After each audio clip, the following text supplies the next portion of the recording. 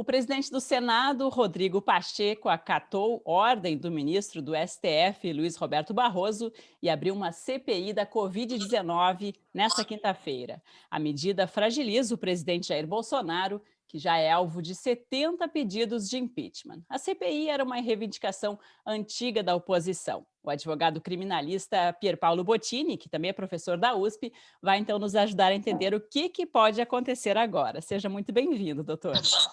Olá, Lúcia, como é que vai? Todos os telespectadores, muito prazer falar com você.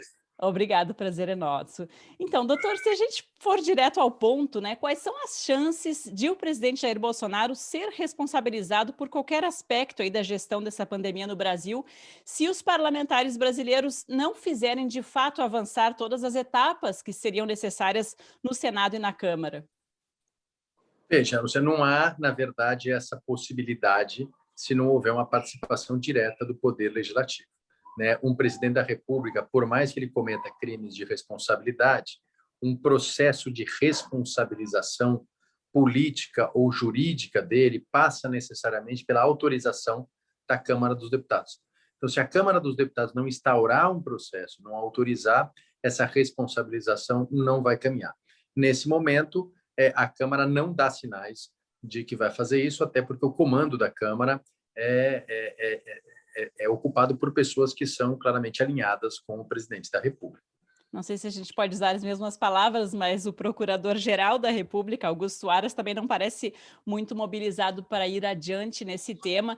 Bolsonaro poderia, então, ser responsabilizado de uma outra forma que não seja pelo Congresso ou por pedido do Procurador-Geral? Na verdade, o pedido do procurador-geral ele não é necessário em todos os casos. Né? No crime de responsabilidade do presidente, qualquer cidadão pode apresentar um pedido de impeachment à Câmara dos Deputados. Agora, em todos os casos, a Câmara dos Deputados precisa autorizar a abertura desse processo. Sem esse elemento, sem esse requisito, não existe a responsabilidade do presidente da República. No entanto, há uma responsabilidade política. Né? Evidentemente, há um desgaste da imagem, há uma insatisfação cada vez maior, e isso pode conduzir, sim, à mudança de humores políticos da própria Câmara dos Deputados. Uhum. O próprio presidente, doutor, mas também deputados e senadores reclamaram bastante que a criação dessa CPI por via do STF seria mais uma interferência entre os poderes, um clima aí que já está bastante tenso e desgastado, né, entre as casas. Qual é a sua opinião nesse caso?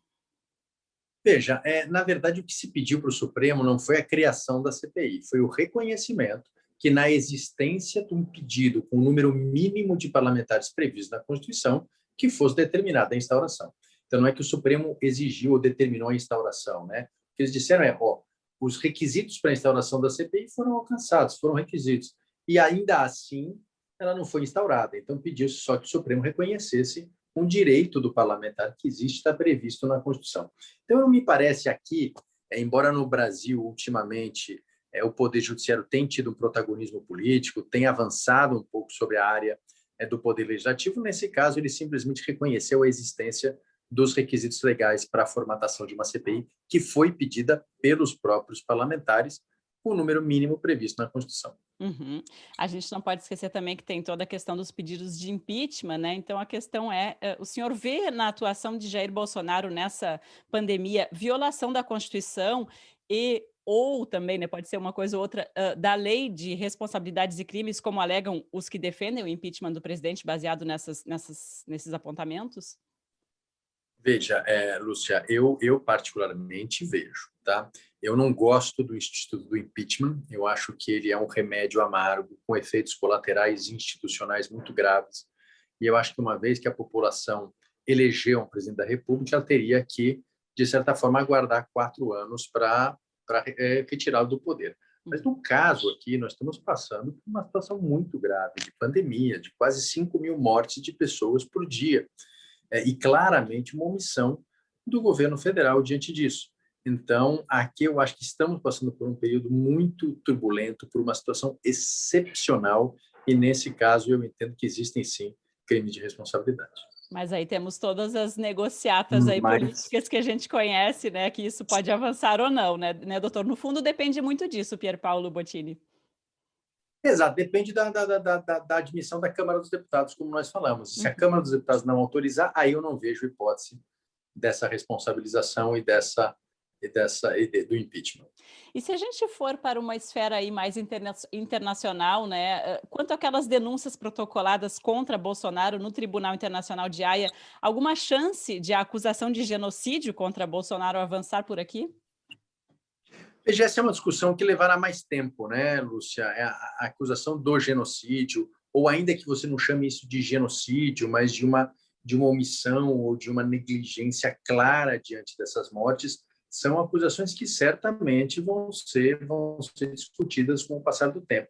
Mas o que me preocupa mais é que uma medida efetiva nesse momento, que efetivamente impeça a continuidade dessas mortes que estão acontecendo de maneira muito extensa, de maneira muito grave. Ou seja, é impressionante o que está acontecendo no Brasil. Então, independentemente da responsabilização jurídica posterior, o que nos preocupa é a gravidade do momento.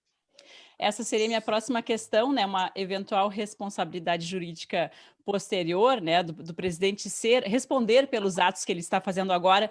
Quais seriam as opções aí no Brasil mesmo, né? Se a gente não fala o Tribunal de Haia, a gente sabe que ele pode responsabilizar décadas depois, né, algum mandatário, mas dentro do próprio Brasil. Bom, veja, dependendo da questão, você tem uma responsabilidade política ou uma responsabilidade penal comum, né?